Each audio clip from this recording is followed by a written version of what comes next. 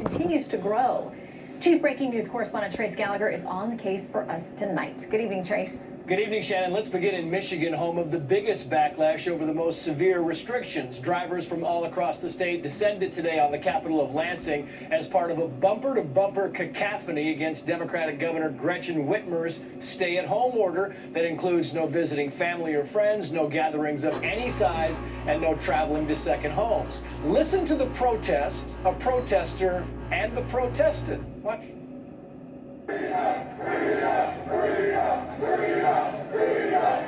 an economic disaster for Michigan, and people are sick and tired of it, and they're fed up. We know that this rally endangered people. This kind of activity will put more people at risk. Meantime, in North Carolina, more than 100 people showed up to the rally in Raleigh, demanding Democratic Governor Roy Cooper reopen the state, saying the stay-at-home order is, quote, unconstitutional overreach. Here's a business owner followed by the governor. Look. This is my livelihood. We put everything into our businesses, and it's really scary what's happening right now. Some people want us to completely obliterate these restrictions. It would be a catastrophe. Police in North Carolina repeatedly tried to shut down the protest and eventually arrested a woman for violating the stay-at-home mandate. In Wisconsin, two GOP state lawmakers say the restrictions implemented by Governor Tony Evers will lead to civil disobedience and revolt. The governor says those comments could damage the state's efforts to contain the virus. In California, health officials say church gatherings are causing an uptick in coronavirus cases, but that has not stopped a Sacramento pastor from holding church services and encouraging people to attend. Though Pastor Dan Ostring is also making sure his parishioners stay at least 10 feet apart. In Kentucky, some who attended Easter services in Louisville got notes on their cars telling them to self-isolate, though Kentucky Governor Andy Beshear says those who refuse will not be punished. Finally, some legal scholars say states that use border checkpoints to target out-of-state residents are blatantly violating civil rights. Shannon. All right, Trace, we will debate that now. Thank you very much for setting us up. So, the instances of so-called civil disobedience increasing at the same time that Harvard researchers say social distancing in these lockdowns, some of them may have to remain in place until 2022. So let's debate that with Democratic strategist Dave Brown and Trump 2020 senior legal advisor Jenna Ellis. Good to have you both with us. Great to see you, Shannon. Hey, Shannon. Okay, so let's go straight to Michigan, where the governor has been generating a lot of heat, a lot of those protests you saw in Lansing today. The governor says they may be counterproductive. Here's her take. We know that this rally endangered people. This kind of activity will put more people at risk. And sadly, it could prolong the amount of time we have to be in this posture. I just ask you to do your part. All right, Jenna, she says you may have to stay home longer because of protests like these.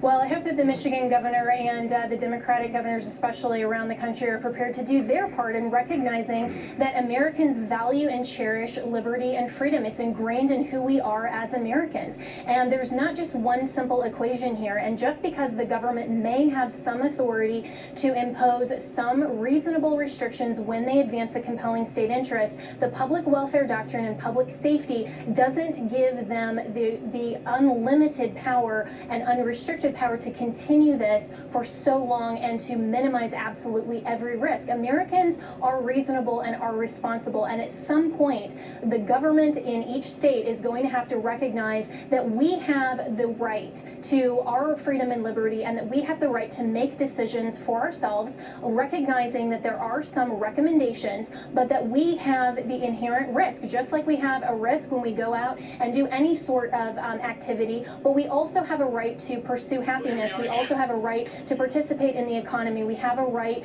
to these liberty and freedoms that we so value and cherish. And so that's why it's a much more complex posture here than simply saying that the government has an obligation to shut down and minimize every single risk, when clearly the Michigan governor or others are overstepping here. I do not envy our governors right now because they do have to make incredibly difficult decisions, and every state is so different. Some of them are so large, they have microcosms within them about, areas that are doing well and areas that aren't doing well. I want to read something from Kevin Farmer. This is a guy who climbed, we're told, to the top of the State House with a bullhorn to lead protesters in a series of chants in Cincinnati. He said this: "Some say that we're actually causing havoc or putting lives in danger right now, but actually they're putting my livelihood in danger and others because we're laid off during this pandemic." Dave, how do you find the balance? It's a hard balance, Shannon. We're facing an invisible enemy that is at war with our country. It is an enemy that will only be defeated if we can successfully flatten the curve, and that's what all of these measures, as draconian as they feel. And by the way, I've been at home for the past month and a half too. I get it. These measures, they're draconian, but they're necessary because they are saving lives. And the sooner we were able to flatten the curve, the quicker we get to go back to living a normal life and turning our economy back on. And let's be clear about this.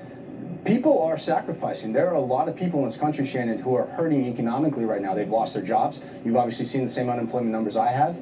The retail sector is tanking. Those numbers today were abysmal. So these are incredibly hard trade-offs. But we've seen the cost of inaction. We've seen the cost of indecision.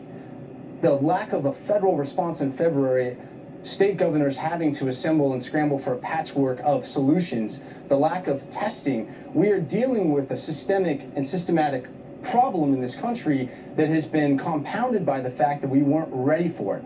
So I empathize and respect the frustration, but I think governors like Governor Whitmer are making very tough choices when faced with very, very scary data. Michigan, for example, has fluctuated between being the third and the fourth highest number of cases in this country. They're facing significant deaths. But on Monday, Governor Whitmer said that it appears the curve is starting to flatten.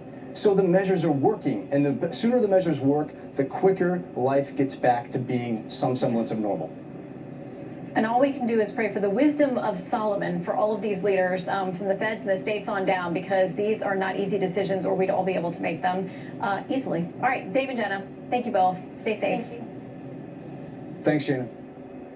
All right, breaking developments amid allegations. Bloomberg News tried to silence its own journalists for reporting on corruption in China. What's that all about? Details next.